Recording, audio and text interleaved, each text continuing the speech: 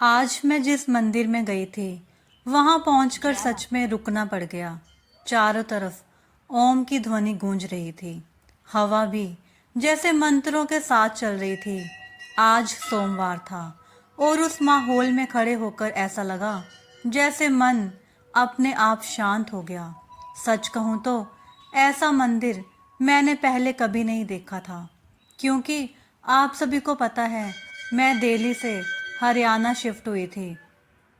ये मंदिर के बारे में मैंने सुना तो बहुत था, पर हमेशा यही सोच रही थी कि जब भी मौका मिलेगा तो मंदिर में दर्शन जरूर करने जाऊंगी। तो आज भगवान ने मेरी सुनी ली और मैं मंदिर में आ गई, क्योंकि आज बच्चों का एग्ज़ाम भी था। तो मैंने सोचा एग्ज़ाम है, जल्दी तो बच्चों की छुट्टी हो ही जाएगी, क्यों ना जो बाकी का टाइम है उस टाइम में मैं मंदिर में माथा टेक लूं। अपने घर के आसपास जो मंदिर है वहाँ तो मैं बहुत बार गई हूँ। आज इस मंदिर में जाने की इच्छा भी पूरी हो गई। जैसे ही मंदिर में एंटर हुई, इतना खुला दरबार, इतना खुला भवन, और मंदिर भी बहुत ज़्यादा बड़ा था। दिल्ली जैसे शहरों में तो मंदिर बहुत सारे हैं, कई बड़े भी हैं कई छोटे भी हैं, बट हरियाणा के मंदिरों की बात ही अलग है। ये मंदिर तो इतना बड़ा था, और जब मैं जल लेकर शिवलिंग पे जल चढ़ाने के लिए अंदर गई तो शिवलिंग आप देखेंगे तो बहुत सुंदर बना हुआ है।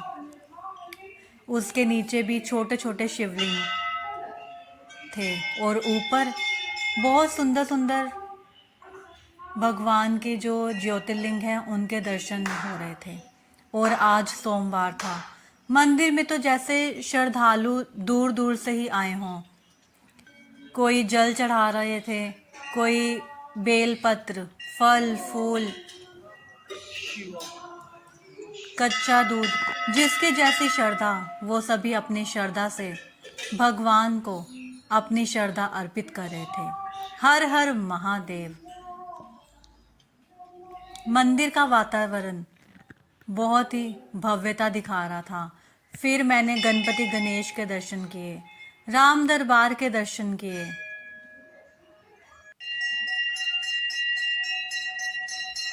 और जो ज्योत की खुशबू थी, अगरबत्ती की खुशबू, वो तो मन को मोह रही थी। एक अलग ही स्थान बना हुआ था जहाँ पर हम दीप जला सकते थे। फिर मुझे ये राम जी की ये शिला नज़र आई, ये भी एक अलग फ्रेम में रखी हुई थी।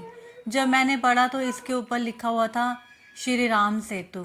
फिर मैं मंदिर के नीचे आई तो वहाँ पर भी एक तरफ राधा कृष्ण की मनमोहक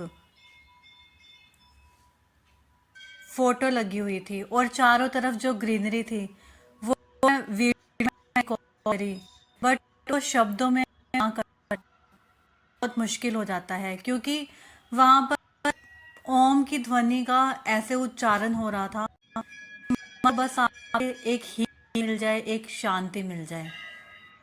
फिर मैंने वैष्णो देवी द्वार देखा। ये बहुत सुंदर, इसकी एंट्री पर चारों तरफ फूल ही फूल थे, चारों तरफ ग्रीनरी, चारों तरफ हरियाली। जो भवन की तरफ जाने का रास्ता था वो भी बहुत मनमोहक था।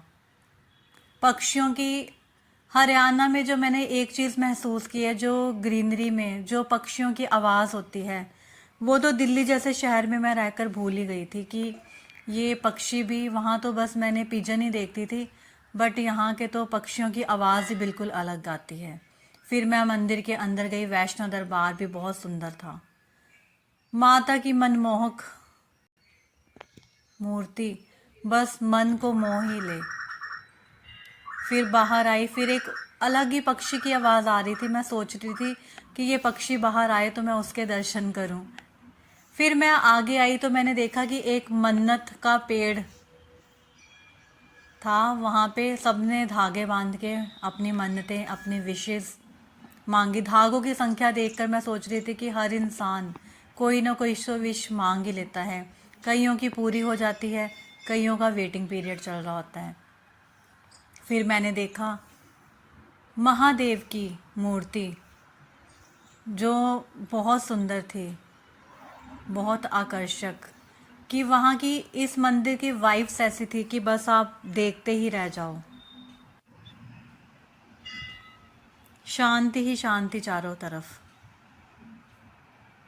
बहुत सुंदर।